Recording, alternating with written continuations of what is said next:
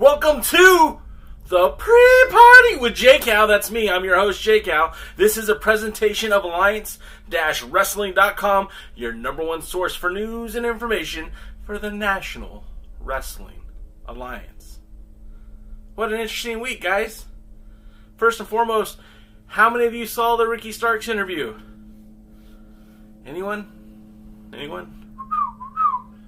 Crickets. We had Ricky Starks on our show, and lo and behold, no less than 48 hours after he appeared on the Alliance Guys podcast, that Mr. Ricky Starks won the NWA TV title. That was pretty sweet. Ricky Starks is a very deserving guy. Obviously, he's put in some work.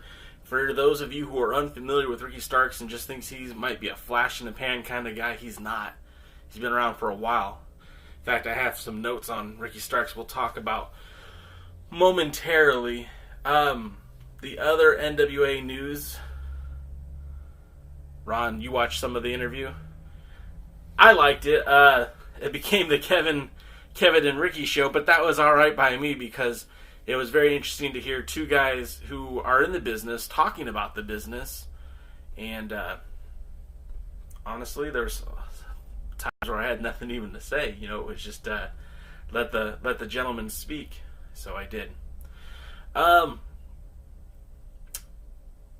So we have a new season of NWA Power. Lots of rumors, lots of speculation. I hope you guys, if you didn't want to read the spoiler reports, you avoided them. The pay-per-view got spoiled for me quite often.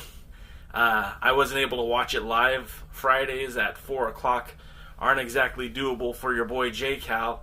But I did my best to finally get it all caught up this weekend. I did get to see the pay-per-view in full, despite the spoilers, and I still thought it was an excellent show. Probably the best pay-per-view the NWA's put forth thus far. I can think of at least 3 or 4 matches right off the top of my head that were great. The main event, Ricky Starks versus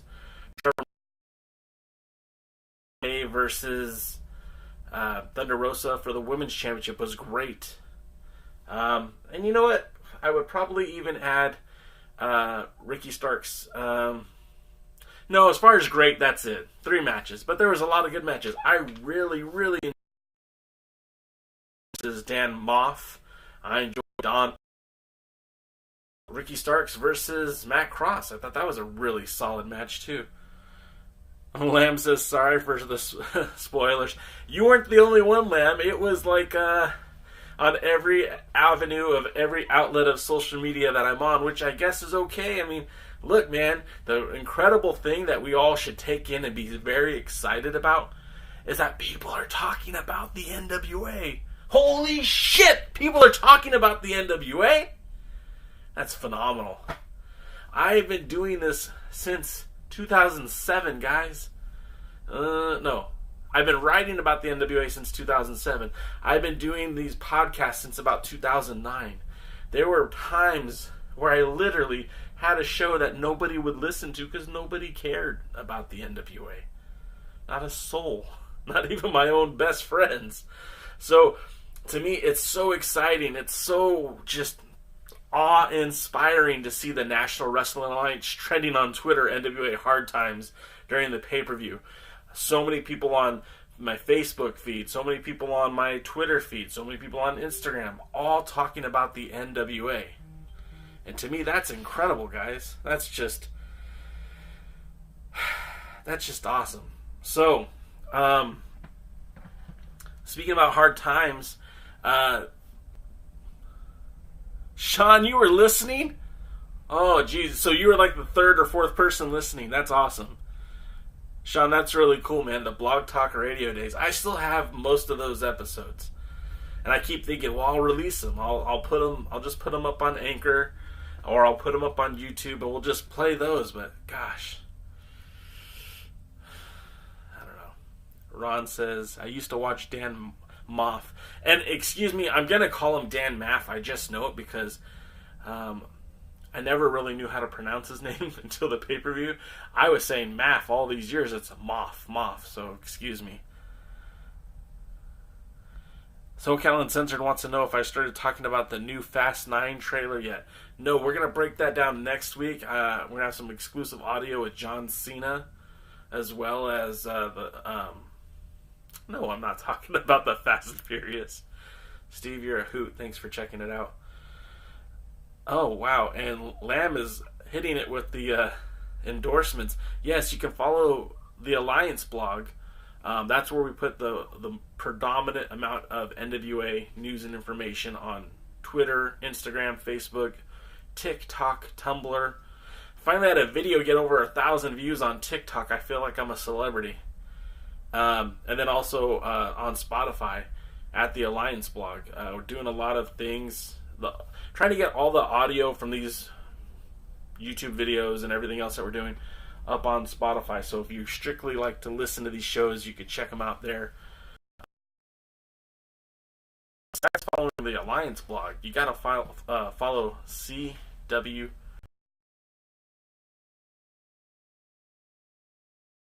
Compiling information, upcoming events, results.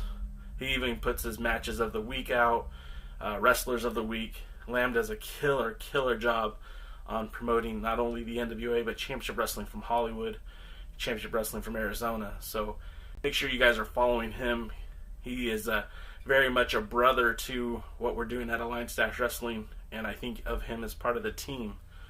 But I did want to talk about Hard Times, because Big Boss Man said we'd be doing Hard Times, and like I said, I thoroughly enjoyed the pay-per-view. Again, I bought it early before a single match was announced because I like the discount price of $14.99. And if you guys did like me, you saved money on the pay-per-view, but you went into it with almost no idea what we were getting into. It was safe to assume that we were going to get a title match, world title match. We knew we'd have a TV title tournament, and that was it. The NWA has said that they sold more of those pay-per-views of Hard Times than any pay-per-view before, which is pretty impressive, because they did have a couple of good ones. Oh, Pole Jump's here. Everybody say hello to my friend Pole Jump, who is in Australia. Hey, Pole Jump, and I don't mean to bring up any bad feelings, but were you okay during all the fires? Are you still safe? Is everyone, your family good? Just curious. I don't really know what part of Australia you're in. I hope you're safe through all those fires and all the craziness that was going on out there. So let's talk about Hard Times. First off, we got the Question Mark taking on Trevor Murdoch, which is actually kind of a rematch from Into the Fire. The Question Mark has looked more human as of late. He was kind of tearing through the roster. Ron, was your sister okay? Man, your sister lives in Australia. That's amazing. Question Mark has been looking kind of human as of late in the National Wrestling Alliance. Now, he had victories over D-Man Parker. He had victories over Trevor Murdoch at Into the Fire. He defeated Zane Dawson and Colt Cabana. He defeated Zane Dawson during the worst episode of NWA Power, that empty arena brawl, which really served to zero purpose, and he defeated Colt Cabana to qualify for the tournament. Sorry guys, I just like reading your comments, and we've got Pole Jump, and he's giving me an update on how he's doing. Yes, I was okay with the fires, really bad about 2 hours south and north. We were lucky. Sean says, best wishes to Pole Jump and his family. Thanks for asking. Yeah, we do care, Pole Jump. You used to get harassed a lot in the chat or on the message board at alliance-wrestling.com, but never disvalued you as a person, of course. And I'm actually glad you started posting again recently. I'm not on there as much as I used to, but that's because I do a lot more videos now. That's nice of you, Lamb. Both of you guys. You too, Ron. You guys are good. So Question Mark looking more human. I mean, he hasn't been impervious to pain like he previously was. It did take 2 bulldogs to get him down, though. 2 of those off the top rope bulldogs that Trevor Murdoch has been looking great with. And Trevor Murdoch, he's had victories. He's defeated, Josephus, Caleb Conley, Aaron Stevens, and then he defeated Thomas Latimer to get into the pay-per-view, to get into the tournament. And Latimer looked like a beast, guys. Latimer looked excellent. He's someone that I think the NWA should keep their eyes out on, because although I do like the team of the wild cards, Royce Isaacs and Latimer, that guy with his kind of power, I mean,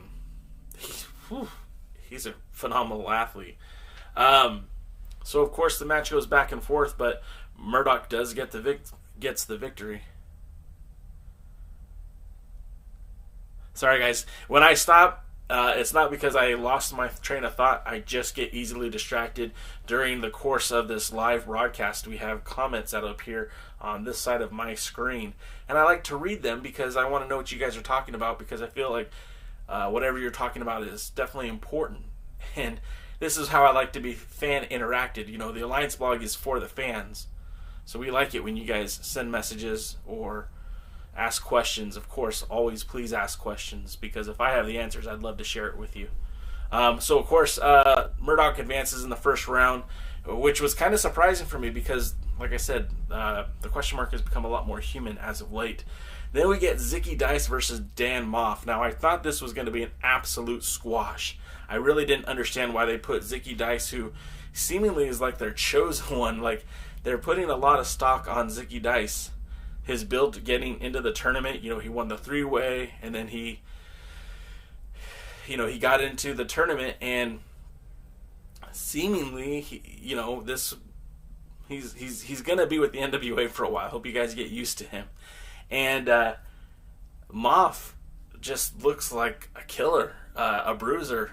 I hope to see more of Dan Moff in the NWA.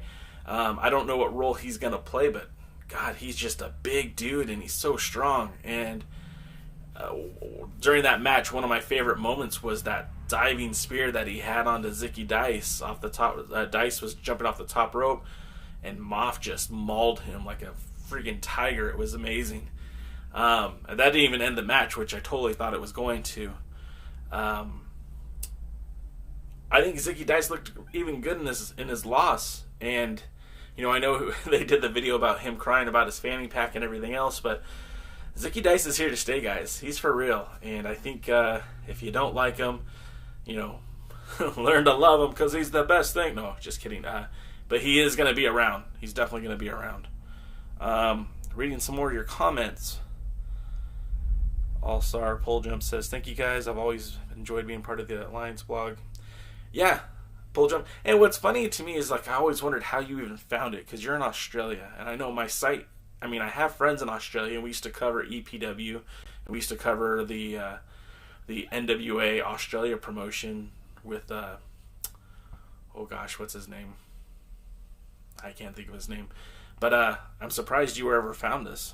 Latimer is awesome, says Ron. I thought he would have been a superstar, but it seemed like the Charlotte Flair fallout with him shut him down. It wasn't just Charlotte Flair, though, too. He had some problems with Pro Wrestling Noah. I know he did something very disrespectful and ended up getting sent home. I think he, sat in somebody's ice cream container or something like that. Ice cream freezer or something. Lamb says, Zicky Dice's performance loved his... Let me try that again. Lamb loved Zicky Dice's performance for Dan Maff, even with the car accident happened before NWA Hard Times. That's right. I didn't even acknowledge that. He was in an automobile accident, so I don't know how badly he was hurt. I don't know how bad it was, but he looked great, man. He looked like a professional. Look it up. When I first saw Zicky, I wasn't a fan, but his talent reminds me of the old days. I don't remember who said it, but I think my partner Kevin Douglas and I are on board. He reminds me of gorgeous Jimmy Garvin, and I think that's very appropriate for him. And that doesn't, I'm not trying to pigeonhole him into an old gimmick. That's what I see when I see him, is somebody who can have a very successful career in wrestling, maybe not ever be the top guy, isn't it? Yeah, I think that even was when can't remember. I think at that point Magnus was already done in Impact, but Latimer was still around. So you might have to look it up. I don't have exact dates. I was never much of an Impact fan once the NWA and Impact diverged. So and Lamb remembers it. Lamb, if you remember, write some details and I'll read them off to everybody. Next up, we get Matt Cross. Now, I'll tell you, I am a huge Matt Cross fan. I don't know if you guys go back to the indies in the late 90s, early 2000s, but does the name Euthanasia sound familiar? Matt Cross. I can't remember his tag team partner's name, but in the early days of Pro Wrestling Guerrilla, when I used to go to every single show, Matt Cross was there. Euthanasia, they were just an amazing, high-flying, flippity-dippity tag team. I know it's so in vogue to hate that flippity-dippity style, but you know what, I'll be honest, it's fun. I think it's very interesting. I like watching it. I don't think every match needs to have it, but certainly there's a place on the card for that, and Matt Cross does it probably better than anybody. He had a huge run with Lucha Underground as the son of, oh geez, I think I might be having a stroke. Son of Havoc. And in fact, he had some interesting dealings with Championship Wrestling from Hollywood's BHK. And it was weird. I found it very odd that they announced him as representing Ring of Honor, because as far as I know, he isn't with Ring of Honor. But they had a great match. I thought it was very, again, some antagonist of that high-flying style of wrestling. We'll call it flippy-dippy or whatever. To me, it's just fun. I'm okay with the aerobic style of wrestling, the high theatrics, the acrobatic style, whatever you want to call it. I remember being a huge fan of Rob Van Dam and Sabu, and they were doing these moves that were called homicidal, genocidal, suicidal, and I'm always okay with that. And again, Matt Cross, going back to his days at Pro Wrestling Guerrilla, was always one of these guys that just did these high-risk maneuvers. I remember watching him one time go for a shooting star press, somehow got his foot wrong, and ended up landing right on the turnbuckle. It was one of the scariest / coolest things I've ever seen, because, quite frankly, we all thought he was going to die. He didn't. He was fine. But it was a scary moment. And to see where he came from to where he is now, it's pretty cool. Pretty cool indeed. Ron says Matt Cross is great. Even liked him as Son of Havoc and Lucha Underground. Yeah. And it's cool because I actually got to go to the temple with SoCal Uncensored when I used to be the editor in charge of SCU. Thanks, Steve. They kind of hooked me up with tickets once, and I was able to get into the temple, and it was really cool to experience that. I know it was more of a telenovela than it was a wrestling show, but it was very fun and interesting. And flips are fun. The issue is when you overdo them. Every match AEW flips has turned me off. Yeah, look, and again, you're right. Wrestling is very niche, right? And just because what I think is a 5-star match doesn't necessarily mean you'll think it's a 5-star match. And it's very taste-oriented. So my preference in a wrestling match is going to be different than just about everybody else's, because we're all entitled to have these opinions. So, yeah, a match with 100 dives could turn some people off, but for other people that could be the epitome of what they want in wrestling. I mean, I've heard people describe pro wrestling as like comic book storytelling come to life, and in some cases that's true. Some superheroes fly. Some superheroes beat you up in the corner. It's all, I guess, based on what you really like. So, can I have some decorum, please? Some decorum. I don't even know what that really means. The Crockett Cup. Oh, jeez. The Crockett Cup is coming back. This time it's returning to Atlanta, which is interesting because I know that the NWA was very happy with the reaction and the crowd response that they got in North Carolina, and I thought for sure that they were going to be returning to North Carolina for the Crockett Cup. As it stands, as of right now, it's supposed to be in Atlanta, and Your boy Jay's making his plans. I will be there. I will cover it.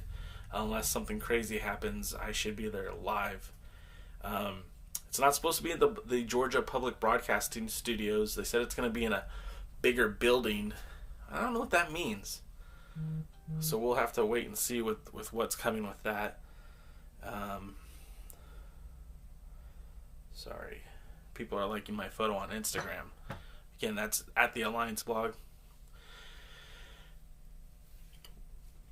Lamb says 10,000 super kicks in Canadian Destroyers version. Yeah, we don't need that. We don't need 10,000 super kicks.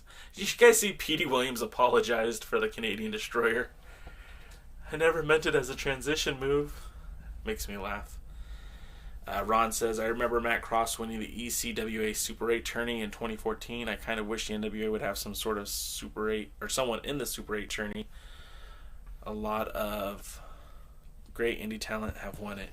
The Super Indie, the Super 8 has been awesome, and I do wish there was some NWA representation.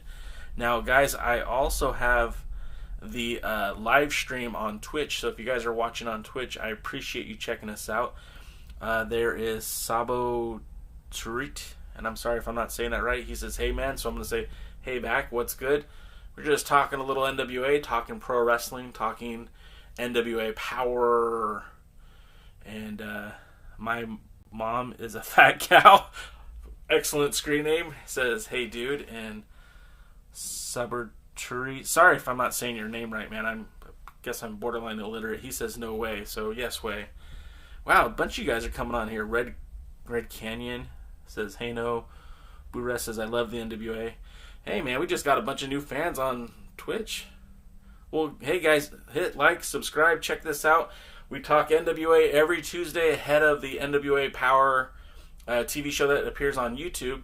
And you can find that at youtube.com/the NWA. You can find what this show is on YouTube at TheAllianceBlog. And that's youtube.com/the AllianceBlog. Make sure you check it out. Definitely appreciate you guys checking us out today. Red Canyon said he's thought it was about the national, the NWA rap group. I'm not going to say that word. Alright, well, I mean, that's cool too, guys. I'm not going to use that language, but hey, thanks for checking it out. Lamb says, what are you thinking about Sean Mooney joining the NWA? I like it, man. There was a lot of names that they could have used in terms of the announcers. When they went with Joe Galley and Jim Cornette, I was kind of surprised, especially considering how many options were available just even in Atlanta, Georgia. I mean, Scott Levy, a.k.a. The Raven, I mean, he's available as far as I know. Scott Hudson, I think, also resides in Atlanta. Tony Schiavone was available. Now, maybe these guys all had high asking prices. I'm not sure. But they ended up going with Cornette and Galley. Galley's been phenomenal. We all know what happened with Crockett. Excuse me, I keep saying Crockett. Cornette. Pardon me. Cornette is no longer with the company. Stu Bennett comes in. He does a pretty good job too. I think he does an actually really good job. But guys like Sean Mooney, I mean, he has a pedigree for it. So let's see what he can do. And I think they're going to use him in interview segments. And I think that whole NWA Power Surge is supposed to be like his format. I don't really know. It's all fine. I don't have a problem with it. The show is growing, which I think is important in terms of talent, not only in the ring but outside of the ring. If you're a fan of the National Wrestling Alliance, then that's what you should be looking forward to that. Last week we had a 90-minute show. That doesn't happen very often. So we'll see how this maturation process of the NWA continues to grow. You also have to think, too, they only recorded 2 days' worth of television on Saturday and Sunday. And they've got to fill TV until April. So I'm not exactly sure how they're going to do that. It'll be interesting to see what they do and how they move this process along. Pull Jump says YouTube is greater than Twitch. I think there are benefits for both. I I think YouTube reaches a larger audience. I think Twitch reaches a different audience. I mean, I've got a couple of guys in the chat room right now. I don't know if they're all they all build. Okay, well, all the same, I'm just trying to reach as many people as I can. A couple of weeks ago, we were doing them also with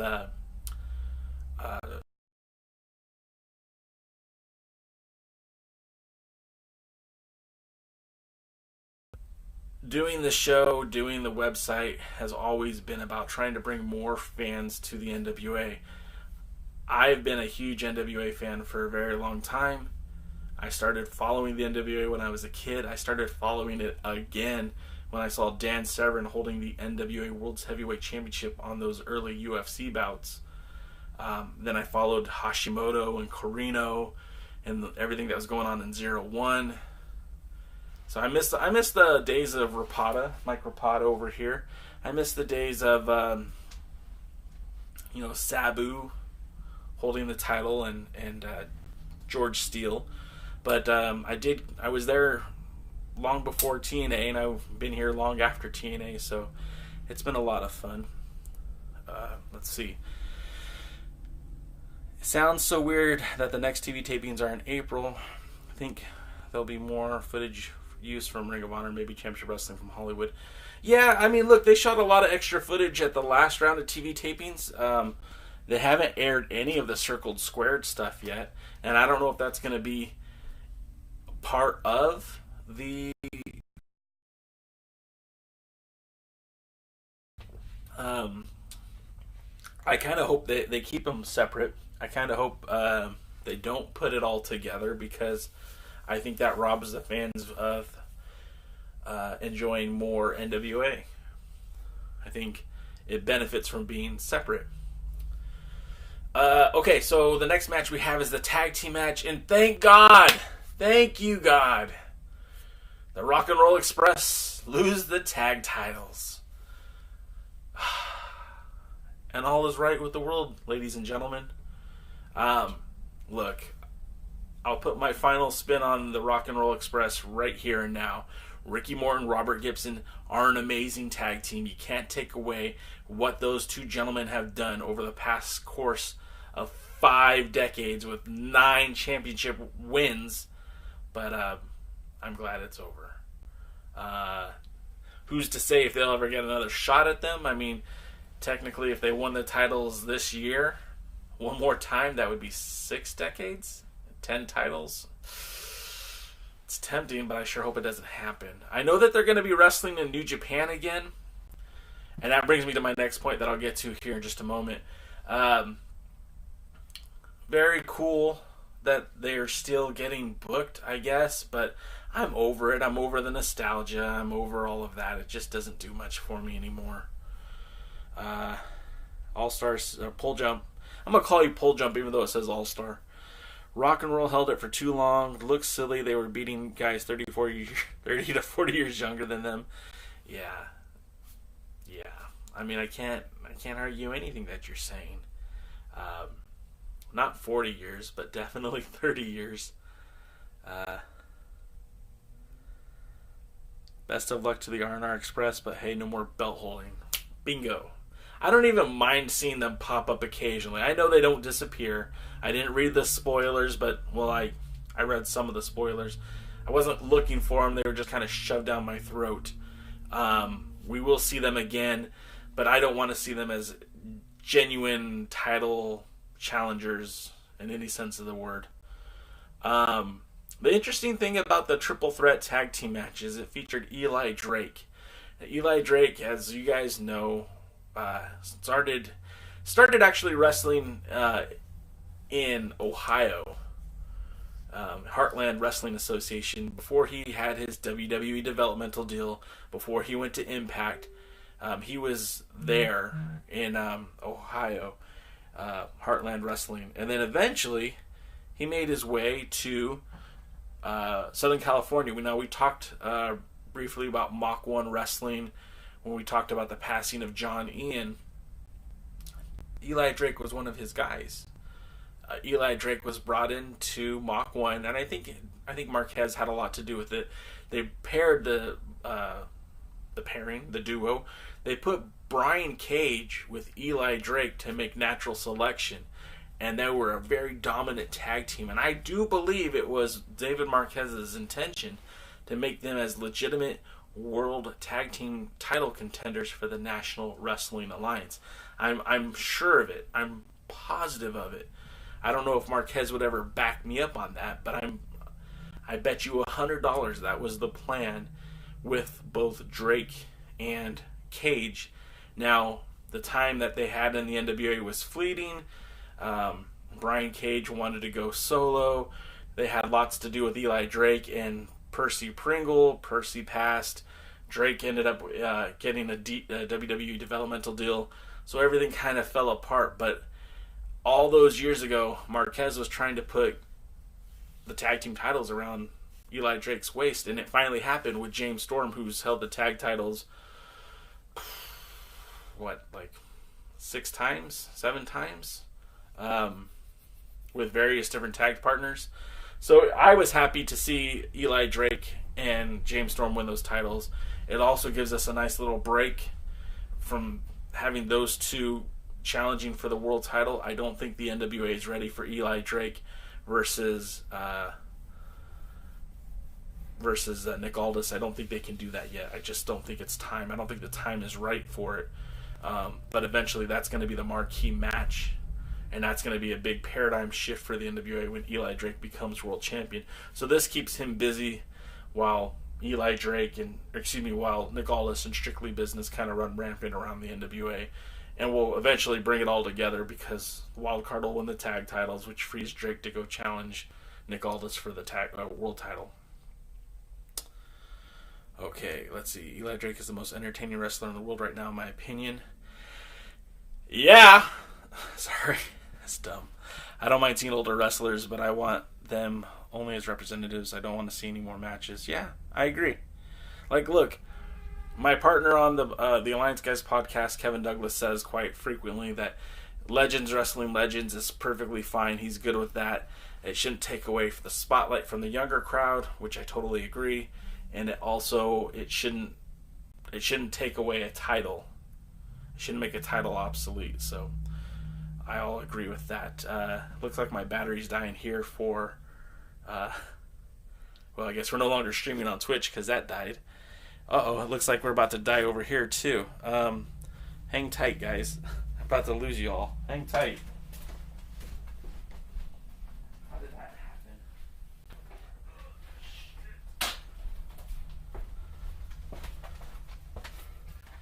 Battery management. Sorry, guys. As I'm throwing shit around. Hang tight. Sorry.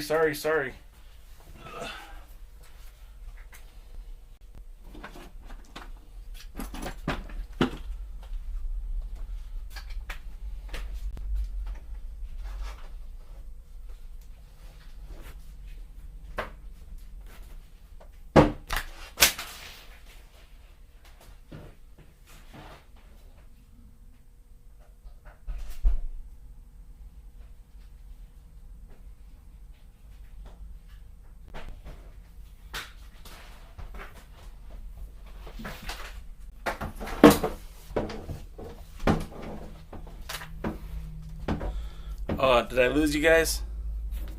Sorry. The battery on my laptop was about to just die. Whew. Okay, sorry about that. Okay, so let's see. Catching up with your comments. Drake and Aldous, maybe at the anniversary show if they do it this year. Yeah, I don't think they're going to do an anniversary show just because they didn't do one for the 71st year. I don't see them doing one for the 72nd. All-Star says too much Instagram. No, the laptop, I had it on the charger before the show, just didn't stay charged. It's probably only me, but at least one match NWA I'd like to see is Miss Aldous. Yeah, I mean, I'm a huge Mickie James fan. I think she's delightful. She has the legacy to go with the NWA. Remember, TNA was the NWA, and she was, I think, Alexi, I don't remember her name, but she was a part of the NWA. Every week. Stan, you haven't missed a whole lot. We're talking about the pay-per-view. We're talking about Hard Times. We did talk a little bit about Eli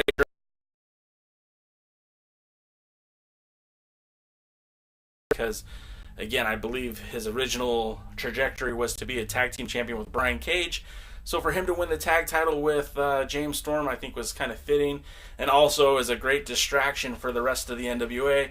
It gives Nick Aldis an opportunity to avoid dealing with Eli Drake whatsoever. It takes the tag titles off the Rock and Roll Express, which is greatly appreciated. And the fact that he got the pin on Gibson as opposed to getting the pin on either member of the wild card kind of helps the wild card because, you know, honestly, as a tag team, they haven't looked very solid lately. Yes, Alexis Lurie. That's right. Yeah, you guys both got it. Good. And then moving on, one of the things I noticed, guys, and peep me if you see this, let me know if you guys agree, disagree. We know that ODB has been working for Impact, and it almost felt like it was at the same time. She shows up in the NWA to be Alison K's mystery tag team partner, has a few matches in Power, and then just like that, gone. At the same time, she started working matches for Impact, and I believe she's still there. We know that Billy Corgan has said, hey, under no circumstances are we doing any business with Impact, and that's because of the legal history and the fact that some of the way they handled talent, and to be perfectly frank, I think the NWA felt like they stole Willie Mac from the NWA, they being Impact Wrestling. So now Carl Anderson is announced for this reunion, this TNA show. I guess they're calling it Homecoming or something along those lines, where they're going to redo a TNA show. Already announced for that show was D'Lo Brown and Mr. Anderson representing the Aces and Eights. And all of a sudden now he's not on the show. He's not on the NWA Hard Times pay-per-view. As far as I can tell, he didn't make an appearance on the TV tapings the following week. Now, can he be back? I don't see why not. But I feel like if you can't work both. And it was recently announced that Scott Steiner is now part of, he will be a part of that TNA show as well, maybe representing the Main Event Mafia. But that, you know, as far as I can tell, he's no longer wrestling with the NWA. So I guess the NWA really doesn't work with Impact. At least that's what I see. Ken Anderson, Scott Steiner has also been announced for TNA events for WrestleMania weekend. Yeah. Yes. There were big plans for Willie Mac in the national title. One Nation Series shut down due to Mac going to Impact. Yeah, you know, and that's the thing. Like, I do believe the NWA was going to put a higher importance on that national title with Willie Mac as champion. Now, I don't believe Colt Cabana was a bad champion, not by any stretch, but I think Willie Mac was more versatile. Willie Mac was going to work these indie shows. He was going to be in Championship Wrestling from Hollywood. He was going to be in Future Stars of Wrestling in Las Vegas. He was going to be, you know, all over the country. Well, Colt Cabana really is limited. He works New Japan, USA dates. He was working a few dates with Ring of Honor, but his in-ring wrestling has kind of slowed down, actually quite a bit. So I do believe that changed the trajectory of the national title. But then again, I was never in the booking meeting, so I couldn't tell you. Stan says, I wonder if there was a reason he was pulled. I think it was he was pulled because his pending deal with Impact. I just think I don't know for sure. No one's confirmed anything to me, but I don't think they pull him from the show unless there was a legitimate reason. And, you know, the whole injury thing, I mean, why wouldn't he still appear on the show? It happens all the time. Someone gets hurt. They still come on the show. Well, I can't wrestle, but here's me cutting a promo. When I get healthy, you better watch out, next champion. They didn't do it.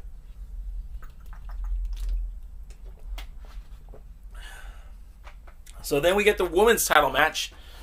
And Alison K DeRosa looked great, guys. I was very impressed with this match.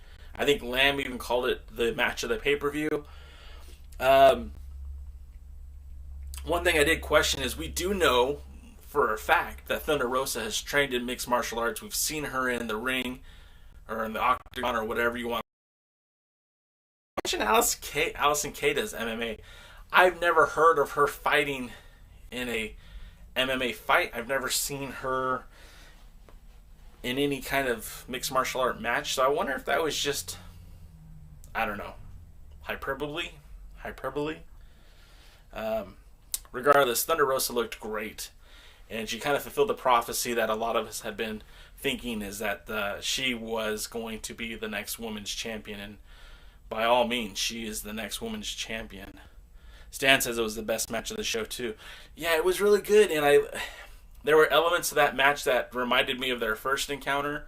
I was very happy with that match. I really think they did a good job, and I can't wait to see what's next for the women's title, which is, that's crazy for me to say because, watching the show week one, it wasn't very good. It didn't get good until Thunder Rosa showed up. So here's to hoping that Thunder Rosa keeps bringing the best out of the competitor she's facing. Next up, we get Dan Moff challenging Trevor Murdoch, second round of the TV title tournament. Those chops, Murdoch's chest looked brutal. It was crazy. I mean, he was practically bleeding from the chest. It was a very hard-hitting match, and I don't think that Murdoch has really squared off against anyone the size of Dan Moff since joining the NWA, and it was certainly it felt like a very hard-hitting match. And honestly, based on those two matches, I would love to see Moff stick around and have more matches in the NWA. I think he'd be fun to see what his trajectory could be. I think I skipped it, but we also get Storm versus Starks. Not James Storm, but Tim Storm. Now, a lot of people expected Storm to have the easy shot to win now that Anderson was out of the tournament. But that wasn't the case, was it? Now, for you guys that don't know, Tim Storm, he's been around a while. And like I said earlier on the show, Ricky Starks has been around for a while. These two this wasn't the first time they faced off. They've actually have a history where they've had several matches, either one-on-one or in tag team matches, both wrestling around that Austin area of independent wrestling. And, November 2nd, 2012, a young Ricky Starks unsuccessfully challenged the NWA Texoma champion, Tim Storm. And, they would face off again in 2016 as in a series of different tag team matches for different wrestling promotions.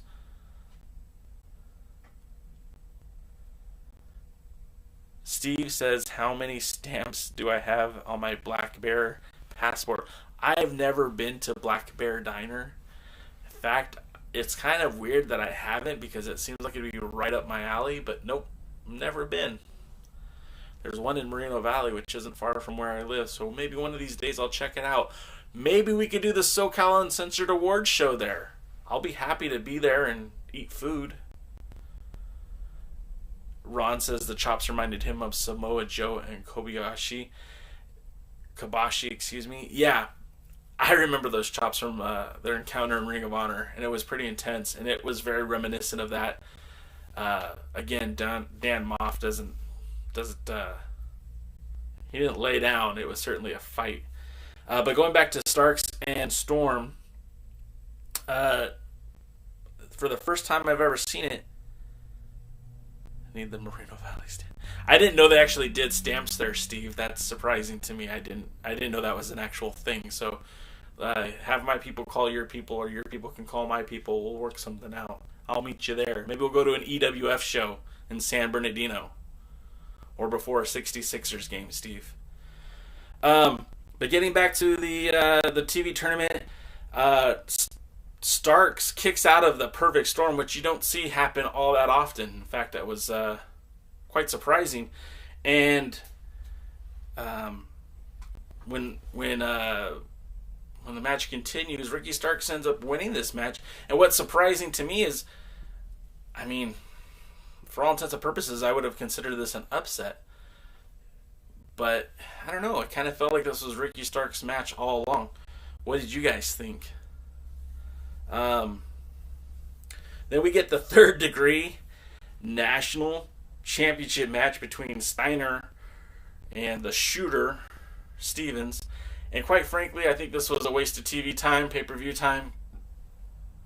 I don't know why they felt the need to even throw Steiner into a match, let alone into a championship match. And I don't know why Aaron Stevens is being booked this way. It just, I don't know, the whole thing felt very, very, I don't know, stupid. It's a waste of my time. I would have rather see someone else wrestle Aaron Stevens for that title. I know the roster is limited and we used most of it for the TV tournament, but I didn't feel that match. I just didn't. I'd rather see Homicide challenge for the national title than, not Homicide, excuse me, I'd rather see Eddie Kingston challenge for the title, because at least he would have had a good match. I'm done seeing Scott Steiner, Rock and Roll Express. A lot of these guys, if they can just go away now, I'd be happy with that. We'll see if that happens. Then we get the world title match. Now, initially this wasn't supposed to be a title match. It was never billed as a title match. In fact, I had to argue with people on Twitter. Hey, this isn't a title match. This is a non-title interpromotional match. It was fun. It was a fun match. As Stan would say, it wasn't a very... you never felt like Nick Aldous was going to lose the title. It was a predictable match. But I thought it was still fun. Earlier in the show, I was talking about how I like to see the high-risk style of wrestling, the high flyers, the luchadors, the risk takers. I've always been a fan of that style of wrestling, so Flip Gordon kind of fits the bill for me. I know he's not everyone's cup of tea, but seeing him face off against Nick Aldis was pretty good. I thought the match itself was really well. I liked how the referee was showing preferential treatment to the NWA talent, and so Flip went ahead and just jumped over the referee to dive out onto Nick Aldis. I thought that was still pretty good. So let's go to your comments, just because they keep catching my eye. Stan says Starks was a shoo-in to win. We had Starks on the show, and I felt very confident that Starks was going to win the title. But you could have made the case for Tim Storm, and you could have made the case for Trevor Murdoch as well. All three of them, I think, would have been a fine choice for that TV title. In fact, more so because of this kind of on-again, off-again feud between Ricky Starks and Aaron Stevens, I kind of thought Starks was going to lose in the tournament to Murdoch, setting up Ricky Starks versus Aaron Stevens down the road for the national title, because they've already kind of have this feud built in. They started off with a best-of-3 match that they had early in the season. Season 1, they've had this feud kind of continue on and on. Remember, Colt Cabana teamed up against Ricky Starks versus the Question Mark and Aaron Stevens. So I genuinely thought that there was going to be something more towards that national title for Ricky Starks. So I was surprised that he won the TV title. Ron says Starks is legit. I keep thinking of him as being a flash in the pan, even though he's been around for a while, but now I fully accept that he's here to stay. You know, my partner Kevin Douglas, during the interview with Ricky Starks, kind of mentioned that his time was now, and Ricky kind of replied with that he's the bridge from the past to the current. He's not the future, guys. He is the current. He is what's going on now in the NWA. I mean, guys like Colt Cabana, their days are numbered, and I don't mean that to disparage Colt, but he's not going to be wrestling much longer. Homicide has announced he's going to retire at the end of the year. There's been talks that Kingston might step away from the ring. This is it. I mean, we're at a paradigm shift in the world of wrestling, and I don't know how much longer some of these older guys are going to be around. So we'll see. But I do enjoy myself some Ricky Starks. I think he's great. If you guys haven't watched the interview yet or listened to it, I implore you to do so because it's pretty good and it's a lot of fun. Stan says the match itself was very predictable. Loses interest in the title match for him. I can see that. I get it. I do. Lou Lamb says he thinks Dice and Starks will feud while Murdoch and Stevens will continue the feud. That might happen too. And I'm okay with that really either way. It really felt like on that last show they were building up Starks and Stevens. So we'll see. Again, there's so many stories to be told. And when we first started on this journey with the NWA, I never thought that it would be Starks in that main event picture winning the TV title. I didn't know what the plan was for Starks. I didn't know what the plan was for Murdoch. And here we are talking about these guys as legitimate contenders for the secondary titles of the NWA. And I think that's pretty cool. One of the things I really enjoyed about the match between Starks and Murdoch was that power bomb. I know that Murdoch gave him a hand by being up on the turnbuckle, but Starks being able to pick up Trevor Murdoch, who is legit like 275, 285, and powerbomb him like that, it was impressive. Now, if you guys are watching Championship Wrestling from Hollywood, just last week, he did the same thing to Watts, another big dude. So Ricky Starks is very impressive. He's a lot more powerful than you guys might acknowledge or know, but he's the real deal.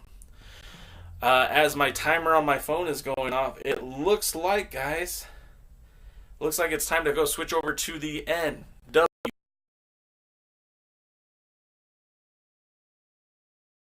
Again, we do it every week. If you're new to the show, hit subscribe, like, and come back next time.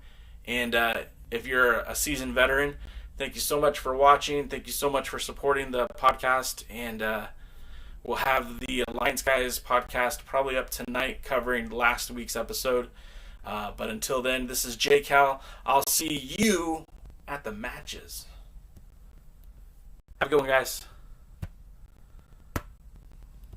And now we're done.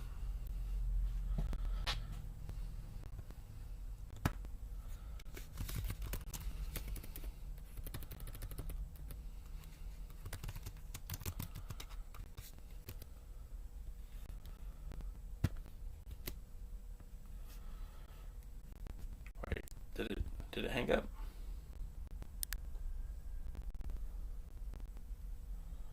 Boop. I think it's still recording. All right, let's see. All right, thanks, guys.